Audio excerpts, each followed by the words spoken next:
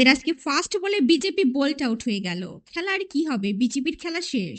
মনোনয়নপত্র জমা দিতে গিয়ে বিজেপিকে কটাক্ষ তৃণমূল প্রার্থীর। প্রায় 10,000 কর্মী সমর্থকদের নিয়ে মনোনয়নপত্র জমা দিলেন তৃণমূল কংগ্রেসের প্রার্থী বিদায়ী বিধায়ক অধ্যাপক নির্মল চন্দ্র রায়। এদিন তিনি কর্মী সমর্থকদের নিয়ে পায়ে হেঁটে রেগুলেটেড মার্কেটের মহকুমা শাসক দপ্তরে মনোনয়নপত্র জমা করলেন। বিধানসভা এলাকার তৃণমূল কংগ্রেসের কর্মী এবং সমর্থকরা নমিনেশন জমা দেওয়ার মিছিলে দলে দলে যোগ দেয়।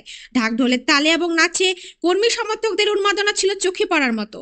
তৃণমূল কংগ্রেসের প্রার্থী অধ্যাপক নির্মল চন্দ্র রায় বলেন, আমরা বিজয় মিছিল করছি না, কিন্তু জয়ের দৌড় গোড়ায় লড়াইয়ের ময়দানে জয়ের জন্যই নেমেছি। উল্লেখ্য, উপনির্বাচনের জয়ী প্রার্থীকেই ফের একবার তৃণমূল কংগ্রেসের প্রার্থী করেছে। বিজেপির প্রার্থী তাপসী রায় 4,369 ভোটে তৃণমূল প্রার্থীর কাছে পরাজিত হয়েছিলেন। তৃণমূল সরকার গত 2.5 বছরে ধূপগুড়িকে মহকুমায় ঘোষণা করেছে। বানারহাটে নতুনভাবে হাসপাতাল তৈরি হচ্ছে। ইতিমধ্যে মহকুমা হাসপাতাল গড়ারও কাজ চলছে। ভোটের প্রচারে উন্নয়নের কাজে খতিয়ান তুলে ধরছেন তৃণমূল নেতৃত্বরা।